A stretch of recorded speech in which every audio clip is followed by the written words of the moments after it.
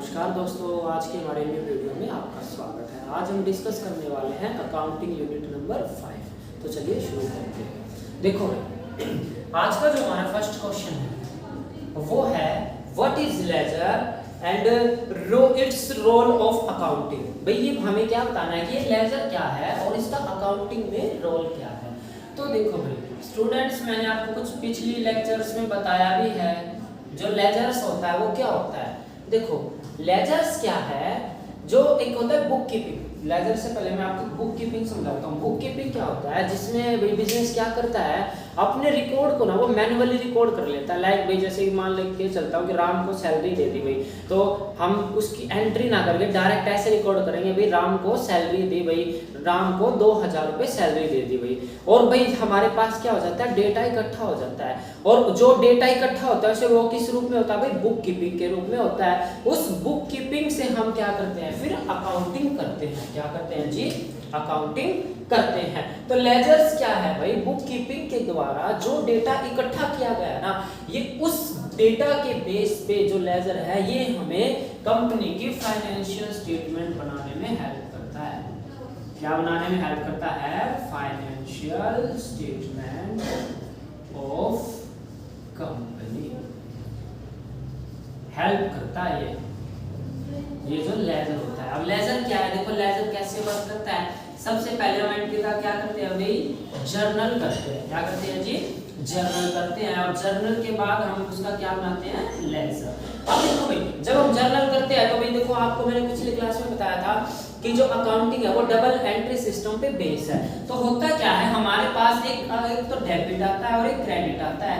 तो उन दोनों से क्या होता है, हमारे पास लेजर बनते हैं। जैसे मैं अगर आपको एक एग्जांपल से समझाऊं तो मैं एक एंट्री करता हूं, Ram account debit to cash sale, ये हो गया आपका, इसको सेल रिटर्न मान लेते हैं। चलो sale return account debit to Rahul करते हैं इसको।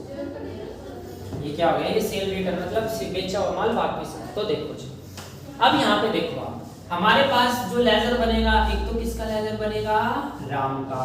एक लेजर किसका बनेगा, सेल रिटर्न का। तो देखो भी मैं इनको सीक्वेंस वाइज लिख लेता हूं। राम अकाउंट, सेकंड पे आपका क्या गया, सेल रिटर्न अकाउंट। तो ये सारे क्या हैं, ये दोनों के दोनों जो हमने बनाए हैं ये हमारे क्या है, लेजर। अब लेजर क्या करेगा भाई, देखो लेजर हेल्प करता है बिजनेस को ट्रायल बैलेंस बनाने में। क्या करता है जी, बिजनेस को ट्रायल बैलेंस बनाने में हेल्प करता है। कौन हेल्प करता है, हमारा लेजर हेल्प करता है। तो अभी लेजर क्या है, लेजर क्या है, जिससे लेजर में हम क्या करते हैं अभी, डिफरेंट टाइप के अकाउंट बनाते हैं। डिफरेंट टाइप के अकाउंट बनाते हैं। तो जो हमारा लेजर होता है वो क्या करता है भाई, हेल्प करता है बिजनेस की फाइनेंशियल स्टेटमेंट बनाने में। तो ये था हमारा आज का फर्स्ट क्वेश्चन। अब हम डिस्कस करते हैं सेकंड क्वेश्चन। वाई तो आज का हमारा जो सेकंड क्वेश्चन है वो ये है कि how many type method of preparing trial balance, की ट्रायल बैलेंस को कितने मेथड से बनाया जा सकता है। तो देखो भाई ट्रायल बैलेंस यहाँ पे लिख देता हूं मैं, methods of preparing trial balance।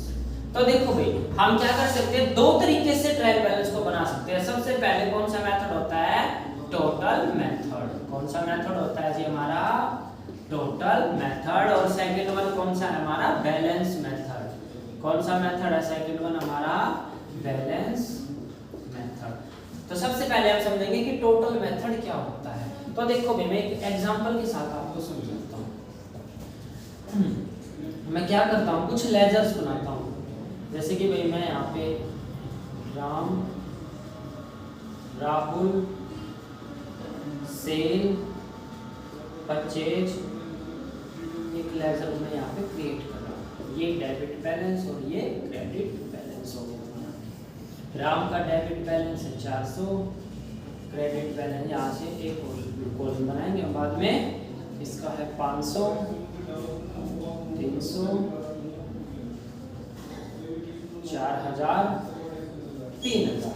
तो देखो भाई मैंने आपके सामने एक एग्जांपल लिखा है लेजर का। देखो राम के लेजर में डेबिट का बैलेंस 400 है, क्रेडिट का 300। राहुल के लेजर में 500 रुपए डेबिट का और 300 रुपए क्रेडिट का। सेल क्रेडिट में 400 और परचेज डेबिट में 3000 है।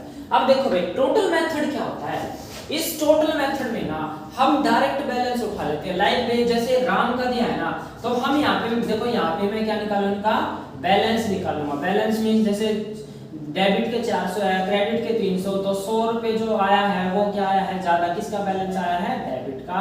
और यहाँ पे जो 200 रुपए ज्यादा आया वो किसका बैलेंस आया है, डेबिट में। यहाँ पे सेल तो हमेशा क्रेडिट की होती है और परचेज हमारी ऑलवेज क्या होती है, डेबिट होती है।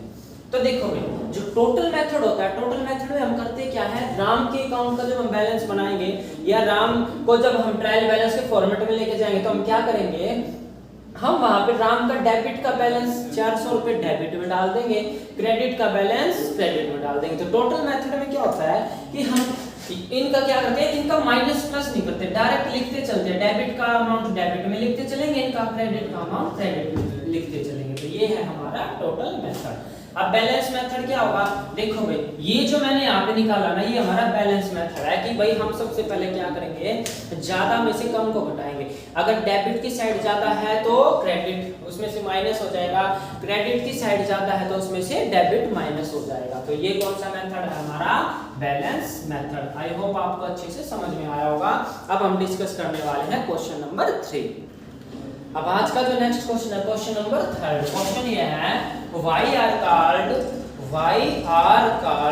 इसमें क्या देखो भाई, ये क्वेश्चन है हमारा कि हम why are to prepare BRS. BRS क्या होता है, बीआरएस होता है आपका बैंक रिकंसिलिएशन स्टेटमेंट, कि हम बैंक रिकंसिलिएशन स्टेटमेंट को क्यों बनाते हैं। ठीक है जी, तो इस क्वेश्चन को हम समझेंगे। मैं यहाँ पे क्या लिखता हूँ, बीआरएस। बीआरएस का मतलब क्या होता है, बैंक रिकंसिलिएशन स्टेटमेंट। तो देखो इसको हम एक एग्जांपल के साथ समझते हैं। जैसे मान लेते हैं एक बिजनेस है जिसका नाम है एबीसी प्राइवेट लिमिटेड। ठीक है भाई, ये मान लेते हैं ये एबीसी प्राइवेट लिमिटेड है और ये है हमारा एसबीआई बैंक। कौन सा बैंक है जी, स्टेट बैंक ऑफ इंडिया। ठीक है जी, अब देखो भाई हम करते क्या है, देखो जैसे एग्जांपल ले रहे हैं तो भाई एक पार्टी, एक पर्सन बना लेते हैं। ये पर्सन ये है और ये है आपका पर्सन बी। होता क्या है, हम आज की ही डेट को लेते हैं 12 मई 2022। होता क्या है कि भाई एबीसी प्राइवेट लिमिटेड जो कंपनी है वो बीसीडी प्राइवेट लिमिटेड को एक चेक देती है। क्या देती है जी, एक चेक देती है 4000 रुपए का। डेट क्या है, 12 मई 2022 और वो अपनी टैली में एंट्री कर देती है भाई। किसमें, टैली में। हम एज्यूम करके चलते हैं कि टैली में एसबीआई के जो अकाउंट का जो बैलेंस है वो है 50,000 और यहाँ पे भी कितना है 50,000। अब जैसे ही हम इसको चेक देने की एंट्री करेंगे, ये एसबीआई में से क्या हो जाएंगे, ऑटोमेटिक 4000 रुपए डिडक्ट हो जाएंगे और 46,000 रुपीज रह जाएंगे। कब, 12/5/22 को। इसमें भाई हमारे टैली के सॉफ्टवेयर में। उधर भाई ए को चेक मिला है, ए ने बी को चेक दिया, बी को भाई चेक मिल गया 12/5 को ही, लेकिन बी ने जो चेक लगाया, ऐसा मान के चलते हैं कि वो चेक लगाएगा 20/5/22 को। अब भाई एसबीआई को देगा, अब एसबीआई भी भाई 1-2 दिन टाइम तो लगाएगा। अगर सेम टू सेम बैंक का तो एक ही वर्किंग डे में हो जाएगा, अगर सेम नहीं है तो भाई 2-3 दिन ज्यादा लगेंगे। अब होगा क्या भाई, बैंक इसका चेक मान के चलते हैं कि 23/5/22 को क्लियर करेगा। ठीक है भाई, और भाई इनके अकाउंट से 4000 रुपए काट देगा और कितने हजार रुपए बता देगा, 46,000। तो अब आप एक चीज देखो भाई, यहाँ पे जो टैली में मेंटेन हो रहा है बैंक का लेजर, इसने तो कहा कि 12 तारीख को 46,000 रुपए अकाउंट में। एसबीआई बता रहा है कि भाई आपके खाते में 46,000 रुपए कब है, 23 तारीख 5वां महीना 2022 को। तो आप एक चीज बताओ, इन दोनों डेट में डिफरेंस आया या नहीं आया। हाँ भाई बिल्कुल आपने सही कहा, डिफरेंस आया। तो देखो भाई इस डिफरेंस को खत्म करने के लिए ही हम क्या बनाते हैं, बीआरएस बनाते हैं। Bank reconciliation statement. हम क्या करेंगे, बैंक में जाएंगे, वहां से स्टेटमेंट लेके आएंगे और उस स्टेटमेंट को अपने अकाउंटिंग सॉफ्टवेयर से मैच करा देंगे। ठीक है जी। उसके बाद क्या होगा, हमारी जो करेक्शंस है वो क्लियर हो जाएंगी और इसे ही हम क्या बोलते हैं, BRS, बैंक रिकंसिलिएशन स्टेटमेंट। और हमारा नेक्स्ट क्वेश्चन है difference between trading account and profit account. Trading account and profit and loss account. हमें क्या बताना है जी, डिफरेंस बताना है किसमें, ट्रेडिंग अकाउंट और प्रॉफिट एंड लॉस अकाउंट में। जैसा कि आप जानते हो ट्रेडिंग अकाउंट हमारा कौन सा खाता होता है, ये होता है हमारा व्यापारिक खाता। प्रॉफिट एंड लॉस हमारा होता है लाभ हानि खाता। कौन सा खाता होता है जी, लाभ हानि खाता। अब इसमें डिफरेंस क्या, देखो जी, जो ट्रेडिंग अकाउंट होता है ना, ये क्या होता है, कंपनी का व्यापारिक खाता होता है। इसमें हम क्या रिकॉर्ड करते हैं, एक कंपनी के द्वारा एक फाइनेंशियल ईयर में उत्पादन के लिए कितनी चीजों को इसमें खरीदा गया है, कितनी चीजों को बेचा गया है, यानी कि ये सारी चीजें हम किसमें रिकॉर्ड करते हैं, ट्रेडिंग अकाउंट में। और ट्रेडिंग अकाउंट से हमें क्या मिलता है, ग्रॉस प्रॉफिट और ग्रॉस लॉस। अब बात करते हैं भाई हम प्रॉफिट एंड लॉस अकाउंट की। ये एक कंपनी का लाभ हानि खाता होता है। एक फाइनेंशियल ईयर में कंपनी के द्वारा जितने भी इनडायरेक्ट एक्सपेंस होते हैं या इनडायरेक्ट इनकम होती है, उनको किस रूप में रिकॉर्ड किया जाता है, उसे हम प्रॉफिट एंड लॉस अकाउंट में रिकॉर्ड करते हैं। प्रॉफिट एंड लॉस अकाउंट से हमें क्या मिलता है, नेट प्रॉफिट। क्या क्या मिलता है जी, नेट प्रॉफिट और नेट लॉस। और जो ये हमारा ग्रॉस प्रॉफिट और ग्रॉस लॉस है, ये ट्रांसफर होता है कहाँ पे, क्या होता है, ये ट्रांसफर होता है प्रॉफिट एंड लॉस अकाउंट में। ठीक है जी।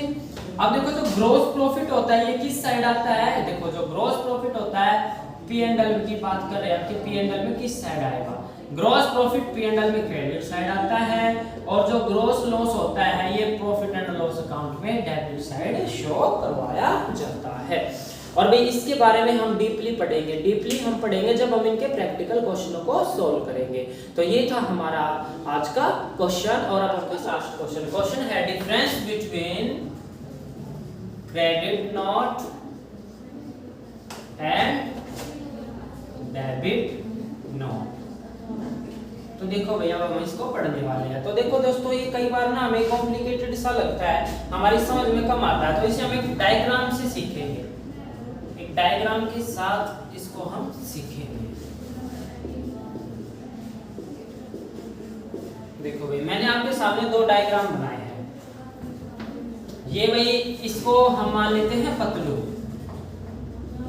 क्या मान लेते हैं जी, पतलू। और ये कौन है, ये है मोटू। कौन है जी, मोटू। आपने भी देखा होगा सीरियल मोटू पतलू, तो आज उसी को एग्जांपल ले लेते हैं। देखो भाई मोटू क्या करता है, मोटू पतलू को माल बेचता है। क्या करता है जी, माल सेल करता है। मोटू किसको माल सेल कर रहा है, पतलू को। और पतलू परचेज कर रहा है।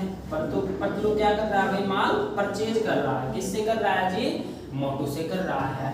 होता क्या है भाई, पतलू ना मोटू को माल वापस कर देता है। क्या कर देता है जी, माल वापस कर देता है, जिसे पतलू किस नाम से रिकॉर्ड करेगा, परचेज रिटर्न के नाम से रिकॉर्ड करेगा। किस नाम से रिकॉर्ड करेगा जी, परचेज रिटर्न के नाम से। और जो माल, हाँ भाई जो माल रिसीव करेगा मोटू अपनी बुक में उसकी एंट्री क्या किस नाम से करेगा, सेल रिटर्न के नाम से। क्यों भाई, ये मोटू के पास बेचा हुआ माल वापस आ गया। तो अब देखो भाई पतलू क्या करेगा, पतलू यहाँ से, पतलू ने परचेज रिटर्न किया है ना, तो पतलू क्या जारी करेगा, एक डेबिट नोट जारी करेगा भाई। क्या जो नोट जारी करेगा, डेबिट नोट जारी करेगा। इसका मतलब क्या होता है, पतलू मोटू को ये बता रहा है कि मोटू भाई मैंने आपसे जो माल खरीदा है ना, उसमें से कुछ हिस्सा माल का आपको मैं वापस कर रहा हूँ, और भविष्य में या तो मैं उसके बदले में आपसे सामान लूंगा या उसके पैसे आपसे वापस लूंगा। आई होप आपको डेबिट नोट अच्छे से समझ में आया होगा। अब भाई मोटू के पास माल वापस आया है।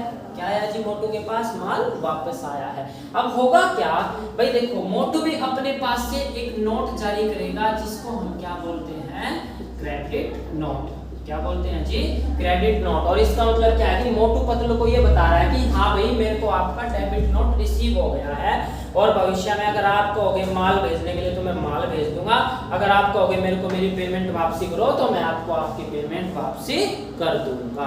तो ये था हमारा आज का लास्ट क्वेश्चन, और अब हम अपनी क्लास को यहीं पे ओवर करते हैं। नेक्स्ट क्लास में हम अकाउंटिंग की यूनिट नंबर 6 को डिस्कस करेंगे। Thank you.